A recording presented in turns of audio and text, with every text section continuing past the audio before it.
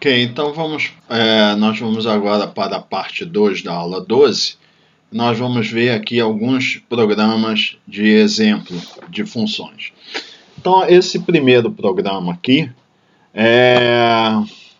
será esse programa. Esse aqui na realidade é o FN0. Né? Ele é um programa para demonstrar o uso de subprogramas, no caso funções. Então, qual é a tarefa que a gente quer fazer? São pedidas triplas de números reais, ou seja, eu vou entrar com 3 números reais no intervalo menos 10 a mais 10, tá?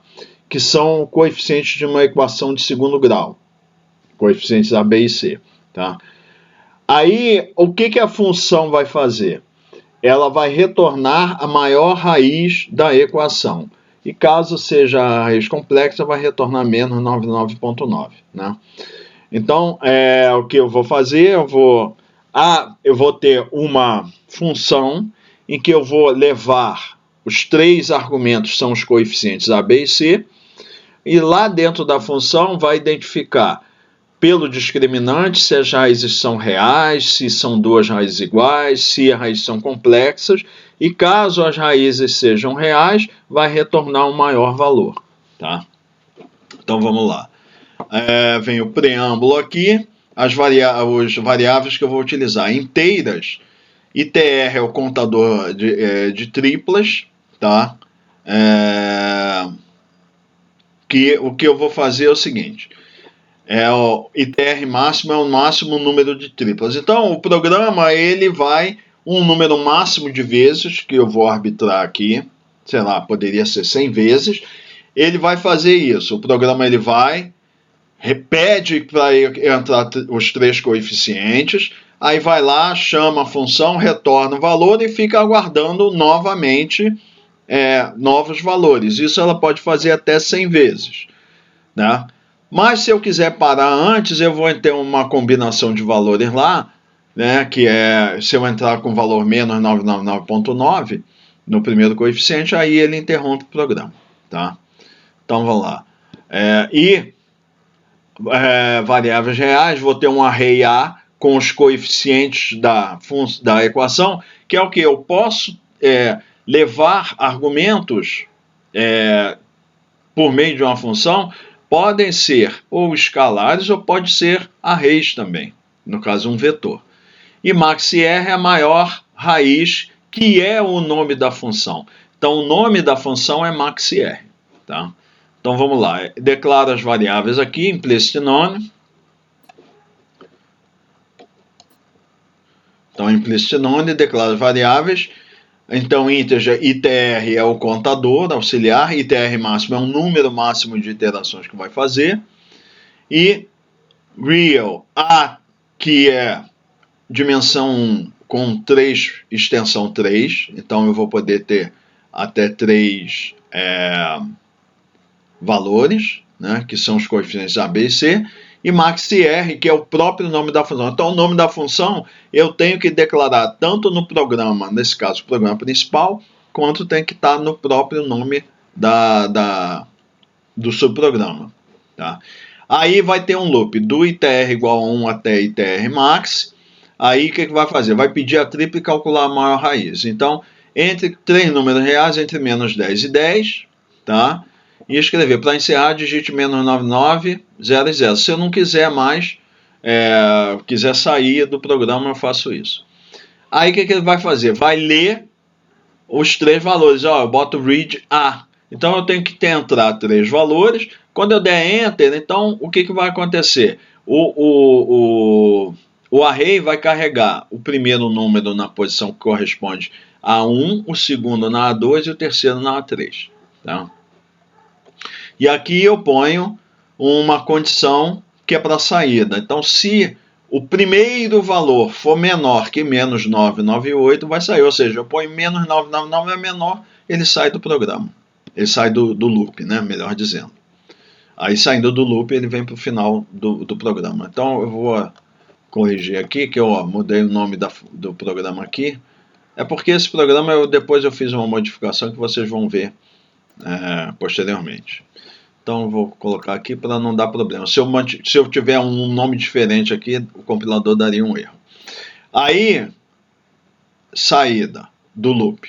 Ok, então vamos supor que eu não coloquei esse valor, um valor que satisfaça isso, ele vem para cá. Aí, ó, o que ele vai fazer? Ele vai escrever no dispositivo padrão de saída, que é o monitor, com formato 10, que está logo aqui embaixo, os valores de A1, A2 e A3 e maxR. Então, olha só, eu ponho maxR e A. Isso vai fazer o quê?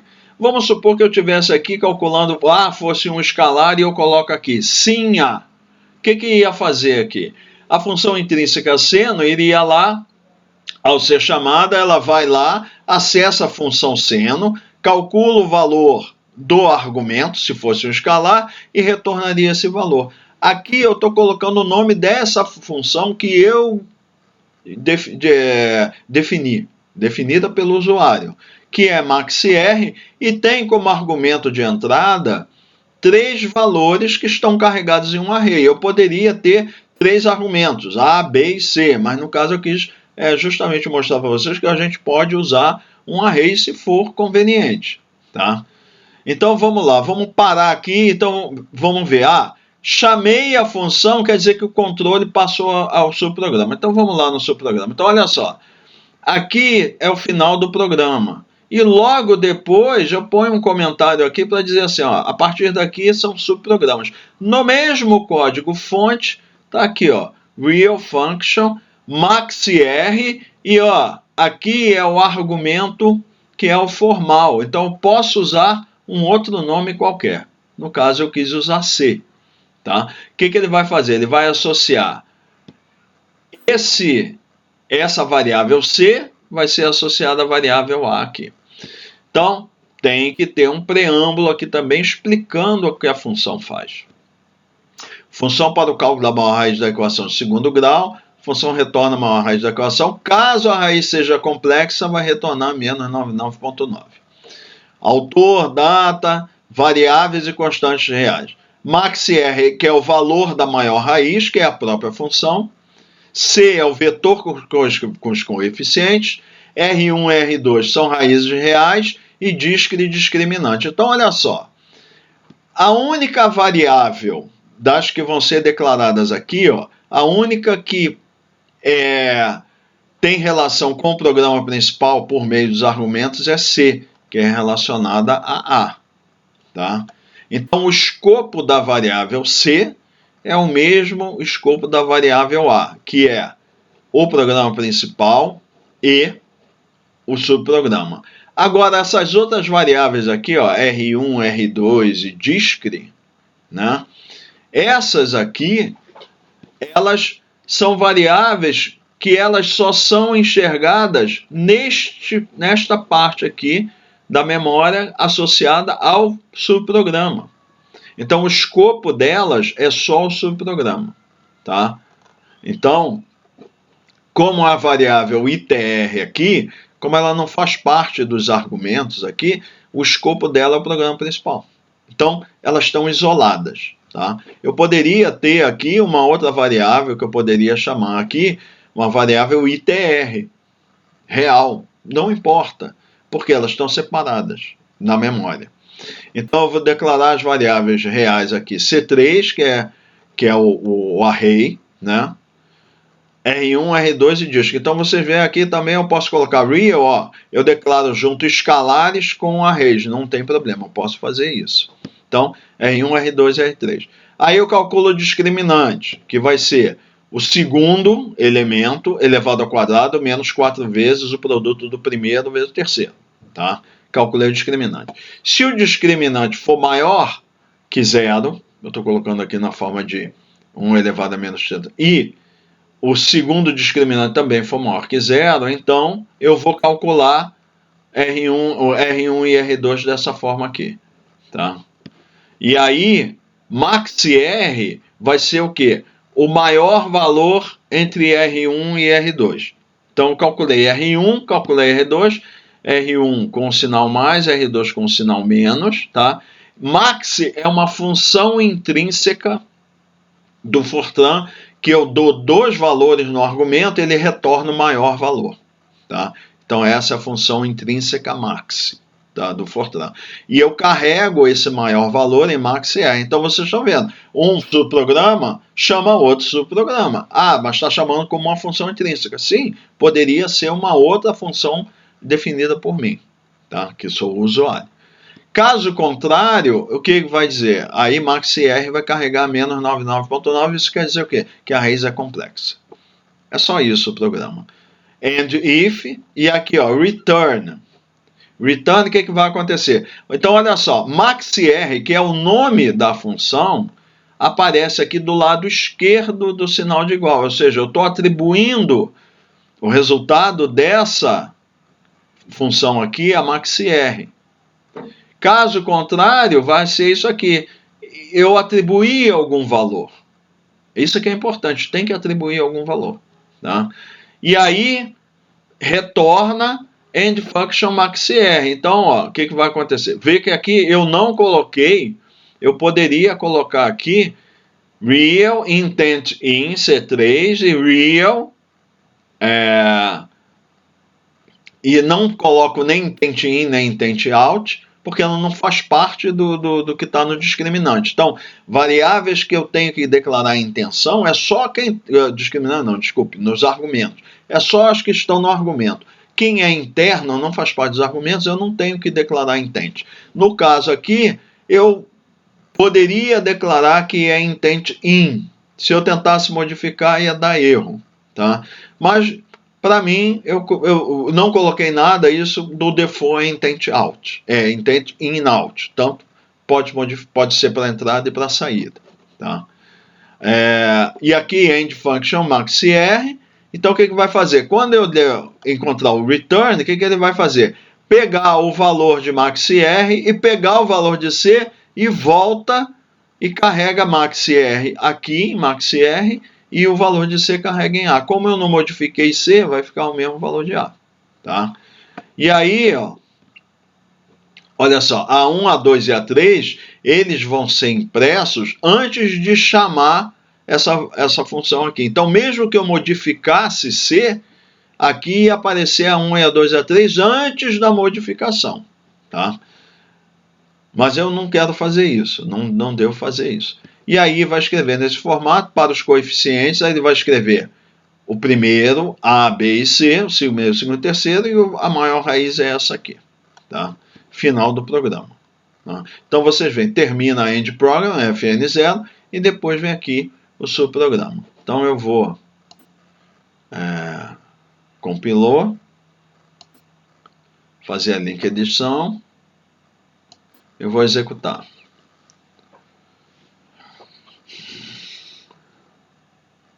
Aí ele pede 1, boto 2, 3.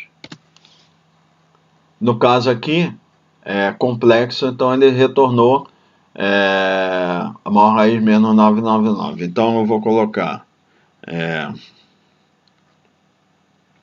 4, 1 e 1.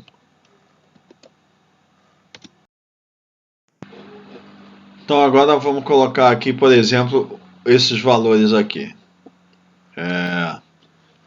Vou colocar 1, 4 e 1. A maior raiz menos 0,3. E assim sucessivamente. Tá? Agora eu não quero mais utilizar o programa, ponho menos 999, 0, 0, Enter, terminou o programa. Ok? Então essa seria o primeiro programa. Esse segundo programa é análogo ao primeiro. A diferença é muito parecido. A diferença, e aí eu já quero apresentar para vocês essa outra funcionalidade aqui, que vão ser geradas triplas de números reais aleatórios, modificado por intervalo menos 10 a 10. Tá? Então é isso aqui. Ó. Ao invés dele me pedir para entrar com os valores pelo teclado, eu vou chamar uma subrotina que é intrínseca do Fortran para gerar números aleatórios e com esses números aleatórios fazer a mesma coisa. Vai gerar 3 números aleatórios. Tá? Então, Esses três números são os coeficientes de uma equação de segundo grau, ABC, e a função vai retornar a maior raiz da equação. Caso a raiz seja complexa, retorna menos 999,9.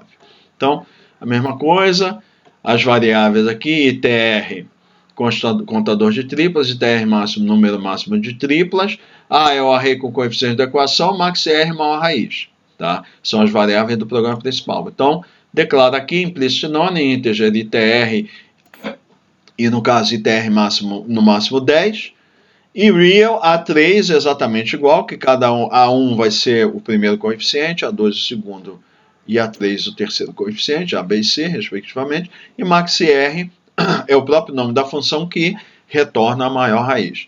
Aí o que eu vou fazer? Quando eu quero gerar números aleatórios no Fortran, eu vou chamar uma função chamada random number. Tá? Só que antes de chamar essa função random number, eu tenho que chamar o que chama gerador de semente, que é o valor inicial a partir do qual ele vai gerar uma sequência de números aleatórios. Na realidade, esses números são pseudo-aleatórios. Por quê? Porque, no fundo, tem uma função lá determinística, um algoritmo determinístico para gerar os valores. Então, eles não são totalmente aleatórios. São quase aleatórios. Então, a gente chama de pseudo-aleatório. Tá? Então, o que eu faço? Procedimento. Eu inicializo o gerador de números aleatórios, que é essa subrotina random seed. Como é que eu chamo essa subrotina? Com call. Então, call, random seed, ó, entre parênteses, sem argumento.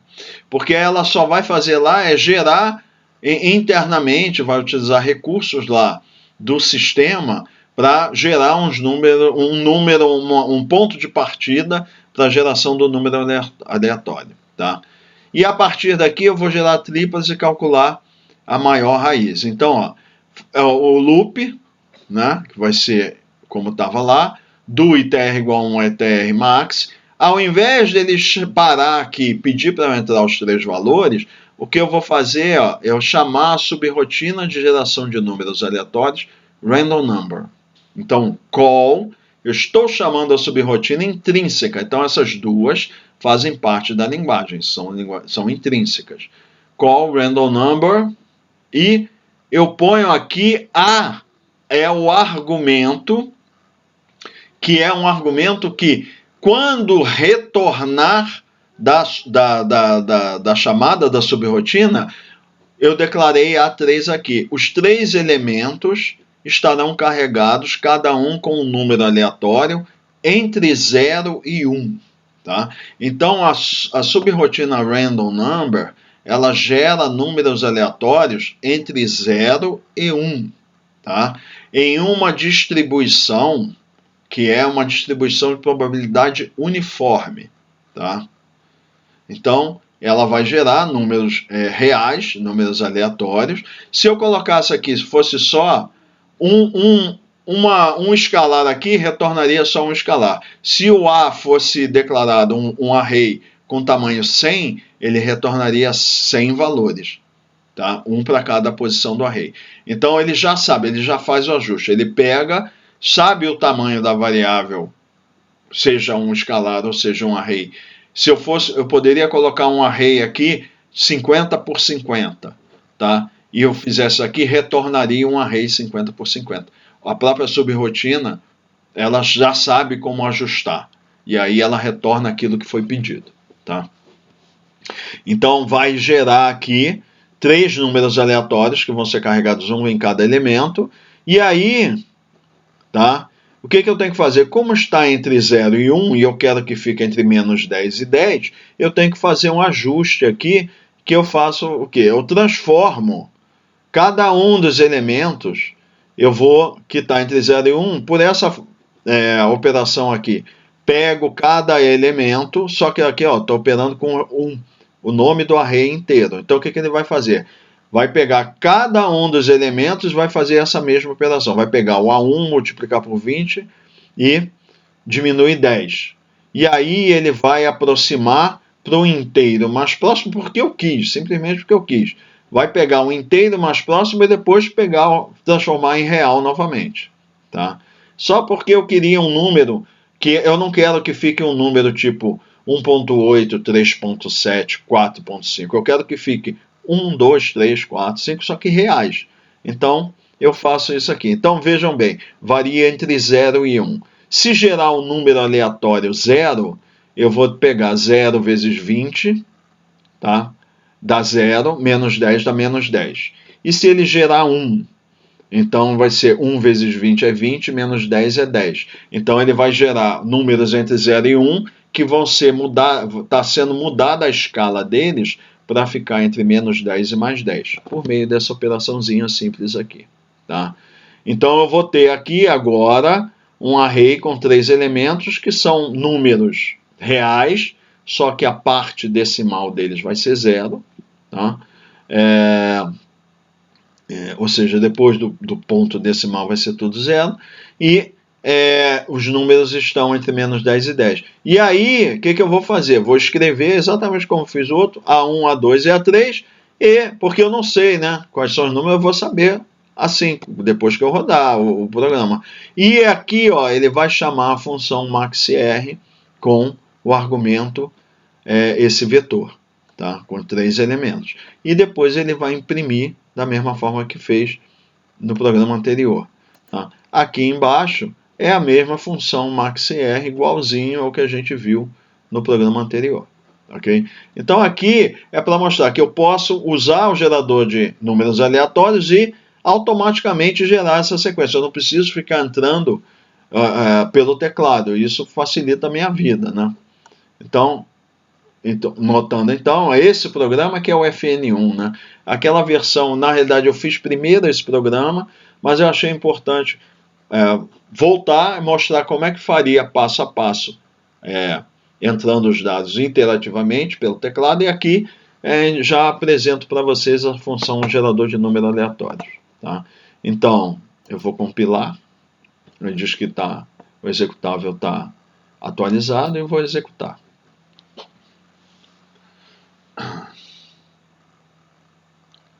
Então tá aqui, ó. Ele gerou, eu botei o número máximo de iterações aqui. Ó, foram 10, ó, itr max eu defini como 10. Né? Então aqui, ó, os resultados, ó, 1, 2, 3, 4, 5, 6, 7, 8, 9, 10. Ele gerou as triplas, ó, menos 5, 7, menos 2, menos 7, 9, 3. Ele gerou as triplas e esses foram os resultados. Maior raiz, coisa e tal. Cada um seu valor. Então, olha só. Eu poderia, imagina que eu poderia ter colocado isso daqui, essa funcionalidade que está na função, poderia ter colocado dentro do loop do programa principal. Tá? Mas imagina que em outra parte do programa eu tivesse que fazer isso novamente. Tá? Aí eu teria que repetir um loop com a função toda lá dentro do loop. Aqui não. Eu subprogramo, eu só escrevo a função uma vez e eu posso chamá-la tantas vezes quanto eu quiser. E isso já facilita. Então eu não tenho que ficar repetindo. Se eu tenho algum procedimento, que no caso aqui é especializado, receba 3 valores que são coeficientes de uma equação de segundo grau e identifique isso e retorne o valor. Coloquei a função lá, eu posso chamar ela quantas vezes eu quiser e eu só defino ela uma vez. Se eu tivesse outras partes do programa que eu quisesse fazer isso, eu ia ter que ficar repetindo. Aqui não. Eu defino a função e chamo ela quantas vezes eu quiser. Ok? Então estão aqui os resultados. Então foram os dois programas, o FN0 e o FN1, e agora a gente vai continuar usando aquele conjunto de dados meteorológicos lá do aeroporto Afonso Pena. Tá? Então agora a gente já vai sofisticar. Da outra vez que a gente fez, leu os dados, simplesmente leu os dados, depois, agora o que a gente vai fazer, vamos utilizar esses dados, vamos começar a processar esses dados. Então, o conjunto de dados é aquele mesmo que a gente viu anteriormente. Então está aqui, ó. Aqui é outubro de 2009, são valores médios diários, né, para outubro de 2009, da estação 83840, que é a estação meteorológica do aeroporto Afonso Pena. Aí vem aqui o ano, o mês e o dia, aqui vem o valor da temperatura do ar, e aqui, como é americanos, eles utilizam em Fahrenheit. Aqui no Brasil a gente usa Celsius. Então, o que eu quero fazer? Eu vou transformar, eu vou ler esses valores, essa temperatura aqui é a temperatura do ar, essa outra temperatura aqui é a temperatura do ponto de orvalho, e eu vou transformar esses valores que estão em Fahrenheit, vou transformar em Celsius, porque é assim que me interessa para trabalhar, né, no Brasil. Tá? E aqui, ó, tem a velocidade do vento, que é em milhas por hora. Mas me interessa aqui trabalhar ou em quilômetro por hora ou em metro por segundo, tá? Que é o sistema internacional, não trabalhar em milha por hora. Então o que eu vou fazer? Eu vou fazer um programa que ele vai ler esses dados, vai pegar os valores de temperatura, transformar de Fahrenheit para Celsius e vai pegar o valor de velocidade do vento e vai transformar de milha por hora para metro por segundo, se eu não me engano. A gente vai ver lá. E é isso que ele vai fazer. Então, olha só, eu tenho 31 valores, no caso aqui, eu sei que são 31, mas poderia ser uma tabela com dados, sei lá, de 15 anos lá, eu nem sei quantos dados tem, e eu vou fazer tudo isso, e eu vou definir a função, uma função só para fazer a transformação de temperatura e uma função para fazer a transformação de velocidade do vento, né? E eu vou chamar quantas vezes eu quiser, tá? Então vamos lá. O programa tem esse nome, metadata, né? Para leitura de dados meteorológicos e conversão de temperatura de Fahrenheit para Celsius e velocidade do vento de milha por hora para metro por segundo com emprego de funções. Tá aqui o preâmbulo, as variáveis e constantes inteiras. E L, então, vamos supor, eu quero fazer um programa flexível que primeiro ele vai ver quantas linhas tem, vai contar, vai alocar arrays, vai carregar esses valores nos arrays, tá? Então, IL é um contador de registro, ILmax número de registros, CHKstat é a variável de IOstat, igual a gente já viu anteriormente, né? Aí aqui, reais, eu vou ter TF, WMH, TDPF. Serão arrays de temperatura do ar em Fahrenheit, para a primeira, velocidade do vento em milhas por hora, WMH, e TDPF, temperatura do ponto de orvalho em Fahrenheit, que corresponde aqui, ó. Temperatura do ar, temperatura do ponto de orvalho é essa aqui, e a velocidade do vento é essa aqui, tá? Essa aqui.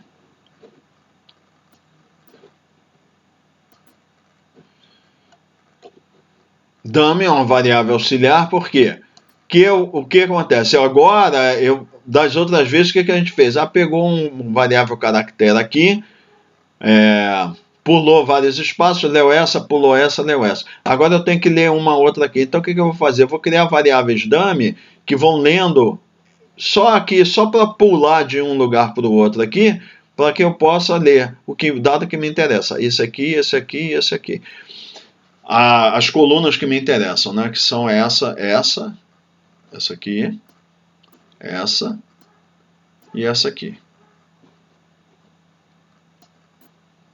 Aí vocês podem dizer, poderia fazer de outra forma? Poderia fazer de outra forma. Então, cada programa eu faço de um jeito para vocês verem que tem flexibilidade. Cada um pode fazer do jeito que quiser. Só tem que ter certeza que está fazendo a leitura do dado corretamente.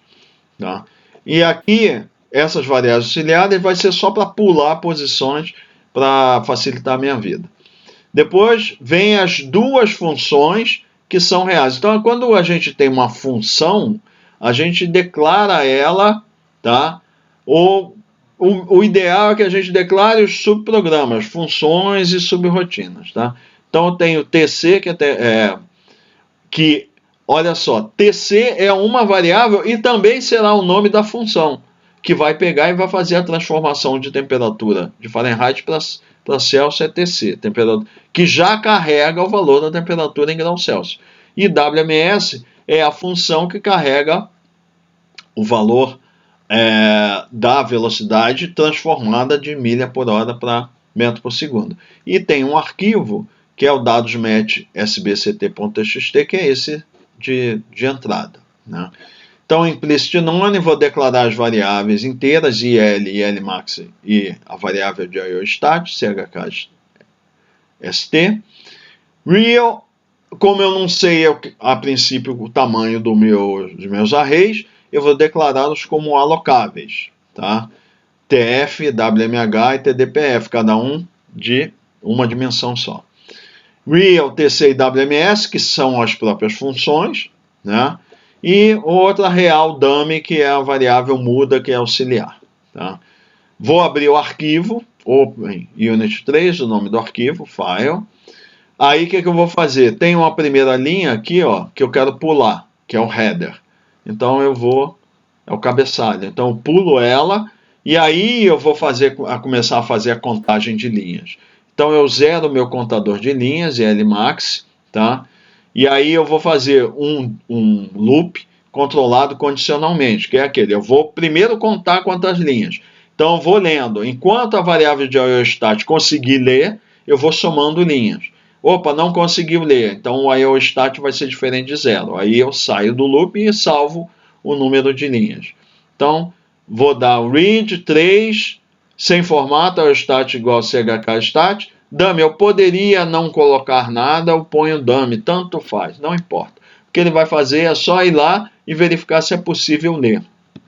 Tá? Se for igual a zero, chkstat igual a zero, então eu somo uma linha. Caso contrário, eu saio do loop, ou seja, a gente já viu. Então, registrou o número de linhas que efetivamente conseguiu fazer a leitura. Retorno ao começo do arquivo, então dou um rewind e pulo novamente uma linha por causa do header. Aí eu vou começar a contar efetivamente as linhas que possuem registros, né? O registro é uma linha que possui vários dados nela, tá? Aí eu vou alocar os arrays, tá? Com os tamanhos adequados, que é o TF. O TF, então, vai carregar as temperaturas em Fahrenheit.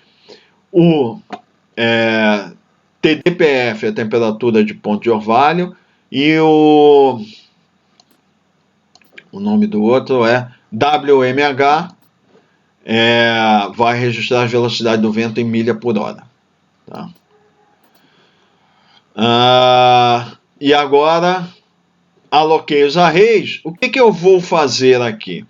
Eu vou diretamente, o loop vai começar a ler os valores que me interessam. Esses valores eles vão ser carregados nos arrays, tá? E depois eu vou chamar a função e vou usar como argumento cada um dos elementos do array. Ele chama a função carregando aquele elemento do array, faz a transformação dele e retorna o valor. Então, eu vou ter um do IL, que é o contador de 1 até IL máximo. Aí, o que eu vou fazer? Eu vou ler a minha linha de registros, ó, sem formatação. Ó, dummy, TFL, então ele vai fazer, ó, dummy, pulou os três, vai ler esse primeiro aqui, tá? Depois ele, ó, dummy, pula um, vem para o próximo, que é agora a temperatura em Fahrenheit, do ponto de orvalho. Então essa ele leu a temperatura do ar em Fahrenheit, pulou outra, leu a temperatura do ar, temperatura do ponto de orvalho em Fahrenheit, aí vai pular 1, 2, 3, 4, 5, 6, 7. Então, tudo dummy. Então, a partir daqui, ó, dummy, 1, 2, 3, 4, 5, 6, 7. E vai ler essa aqui. Então, por que eu fiz assim? Para não ter que formatar. Ficou muito mais fácil. Eu não tenho que ficar contando quantos espaços tem aqui, pula desse para esse, tá nada, bota dummy. O que ele fez? Como é tudo número, ele foi pulando. Pá, chegou aqui e leu a velocidade do vento. Daqui para lá, eu não preciso ler mais nada, então eu só leio até aqui. Tá? Aí, o que eu vou fazer? Já está carregado na posição IL, que vai de 1 a IL máximo.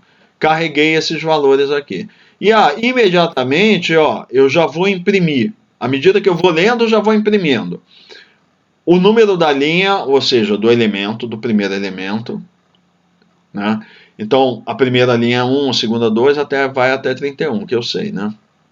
Aí vai a temperatura em Fahrenheit, e olha aqui, ele chama a função de conversão TC. Qual o argumento? O argumento é a própria temperatura que já está carregada neste elemento do array, e eu vou chamar a função com esse valor que eu acabei de ler como argumento. Vamos lá na função. Então, real function TC tempf, tá? Então, a função para transformação de temperatura Fahrenheit para Celsius, as variáveis TC, que é o próprio nome da função, e tempf, que é o argumento de entrada.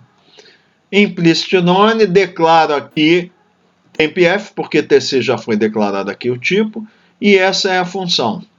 Eu pego o tempf, diminuo 32, multiplico por 5, divido por 9, tá? E isso é o valor da temperatura em graus Celsius. Return and function TC. O que acontece?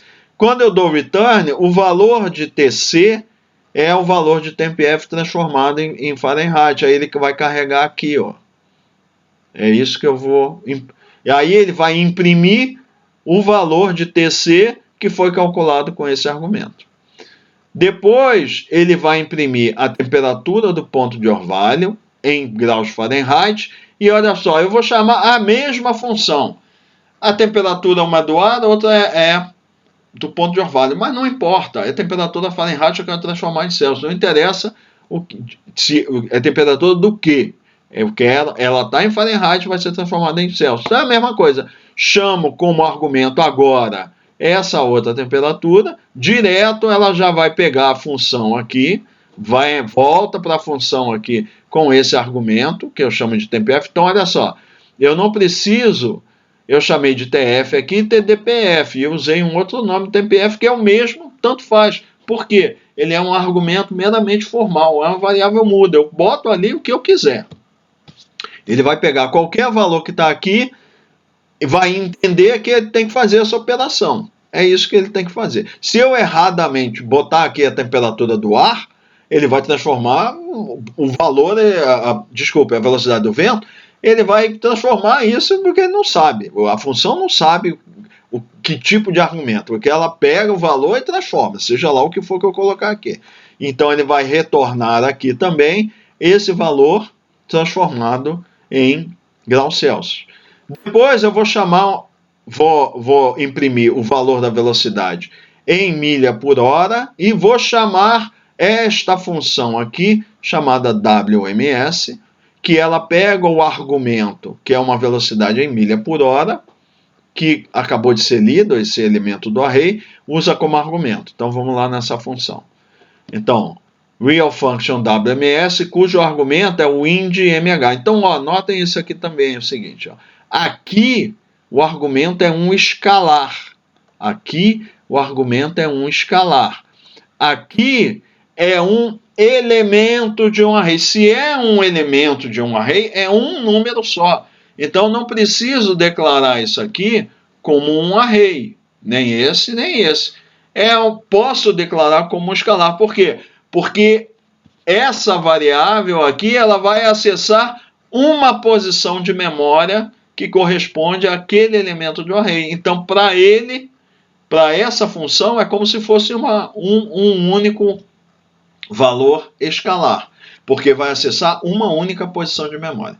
Então, é diferente do outro programa que eu carregava um array inteiro. Aqui não, eu só quero um valor de cada vez. Então, ele pode ser tratado como um escalar.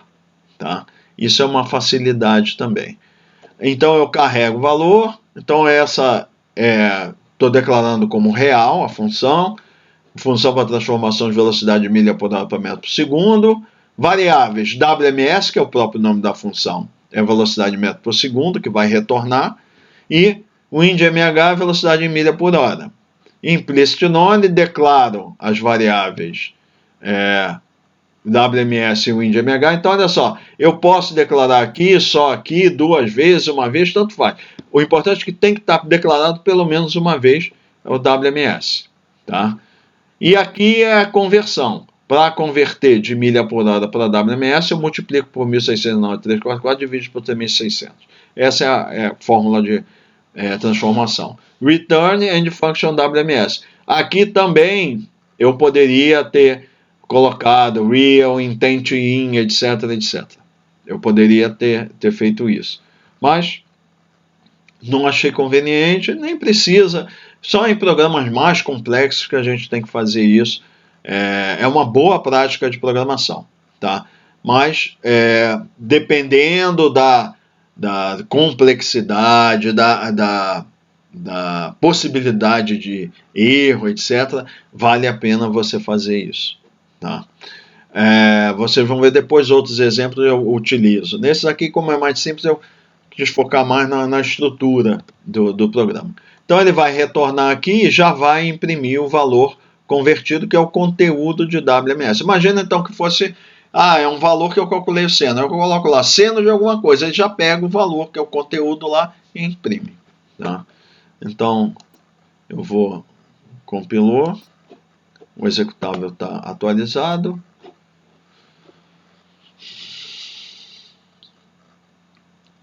Desculpa, faltou eu voltar lá no programa.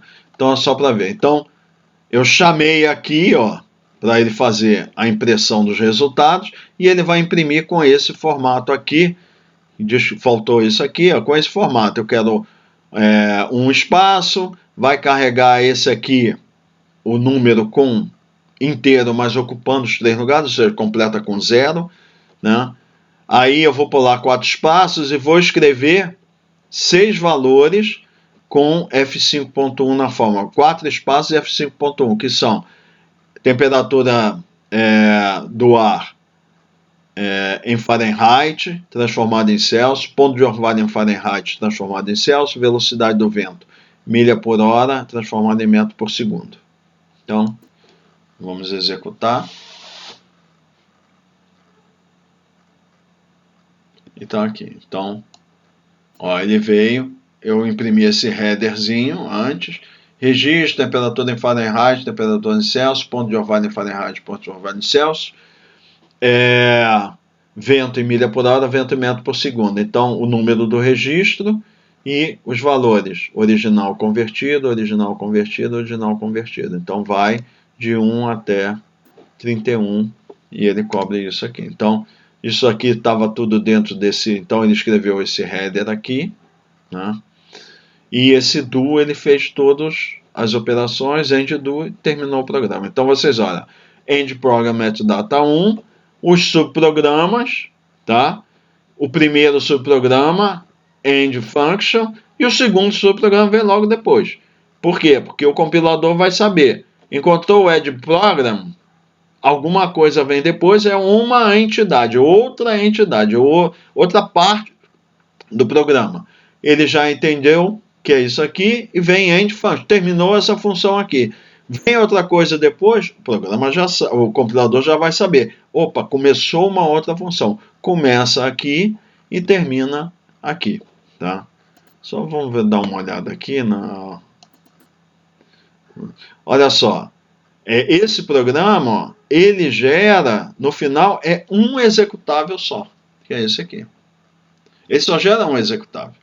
Ele tem várias partes, tá? Então, cada uma dessas... Depois a gente, como tá tudo num código fonte só, ele vai gerar só sempre vai gerar só um executável, melhor dizendo. Mas ele gera também só um objeto. E a gente vai ver que quando a gente usa módulo, esses pedaços ficam separados, gera objetos separados. Mas ele junta tudo na ligação edição e aí ele faz um executável. Então, sempre vai gerar um executável só, melhor dizendo. Pode gerar diferentes objetos, mas nesse caso, como está tudo num código só, ele gera só um objeto, ok? Então, isso daqui encerra a parte 2 da aula 12, que tratou de funções, tratou de aspectos gerais de subprogramas e, mais especificamente, de funções.